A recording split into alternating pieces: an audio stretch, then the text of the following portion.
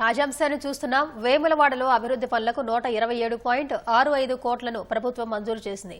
ఇక మరిన్ని వివరాలు మా ప్రతినిధి నగేష్ అడిగి తెలుసుకుందాం. నగేష్, చెప్పండి, వేములవాడ అభివృద్ధి కోసం ప్రభుత్వం ఎలాంటి చర్యలు తీసుకుంది?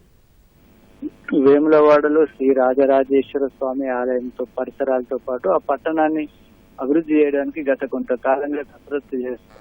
ఈసీడీఏతో పాటు స్థానిక మున్సిపాలిటీ, జిల్లా యంత్రాంగం, రాష్ట్ర ప్రభుత్వం సంయుక్తంగా నిధులు భాగస్వామ్యంతో పట్టణాన్ని, ఆలయాన్ని అభివృద్ధి చేయాలని ప్రణాళిక చేస్తున్నారు. ఎల్లుండి ముఖ్యమంత్రి రేవంత్ రెడ్డి ఆలయంలో సందర్శించి స్వామివారిని దర్శించుకొని ఉన్నారు. అదేవిధంగా పట్టణంలో పలు అభివృద్ధి పనులను కూడా శంకుస్థాపన చేసే అవకాశం కనిపిస్తుంది.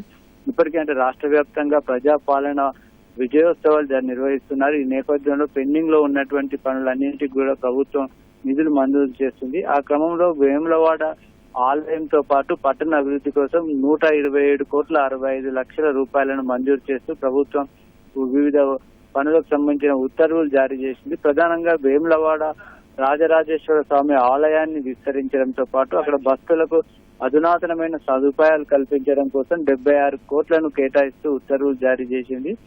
ఆలయాన్ని విస్తరించడంతో పాటు అక్కడ ఉన్నటువంటి ఇప్పుడే ఉన్నటువంటి అక్కడ ఉన్నటువంటి గదులు, అదేవిధంగా క్యూ లైన్లు, ఇతర ప్రసాదం సంబంధించినవి వాటన్నిటికి సంబంధించి కూడా కొత్తగా పనులు చేపట్టడం కోసం ఈ నిధులు కేటాయించనున్నారు. అదేవిధంగా వేములవాడ ఆలయ ప్రధాన ద్వారం నుంచి మూలవాగు బ్రిడ్జి వరకు ఇప్పుడు ఉన్నటువంటి రోడ్డును విస్తరించాలని గత కొన్నేళ్లుగా ప్రయత్నాలు చేస్తున్నాయి. అందులో భాగంగా అక్కడ ఉన్నటువంటి ఇల్లు, కొన్ని ఖాళీ స్థలాలను సేకరించడం కోసం అవసరమైనటువంటి వాటికి అనుమతులు ఇవ్వడంతో పాటు 47.85 కోట్ల కూడా ప్రభుత్వం మంజూరు చేసింది.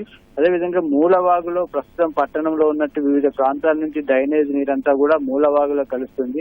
ఆ మూలవాగులో ఆ డ్రైనేజ్ నీరు కలవకుండా అక్కడి నుంచి ఆ డ్రైనేజ్ నీరుని దూరంగా మళ్లించడం కోసం ప్రభుత్వం ప్రణాళికలు చేసింది. దానికోసం వేములవాడ మున్సిపాలిటీ చేసిన ప్రణాళికల కోసం బతుకమ్మ తెప్ప నుంచి జగిత్యాల కమాండ్ జంక్షన్ వరకు ఒక భారీగా పెద్ద ఎత్తున డ్రైనేజీ పైప్ లైన్ నిర్మించేదానికి ప్రతిపాదన చేస్తూ దానికి అవసరమైనటువంటి 3.80 కోట్ల కూడా పరిపాలన మంజూరు చేస్తూ ఉత్తర్వులు జారీ చేసింది ప్రభుత్వం.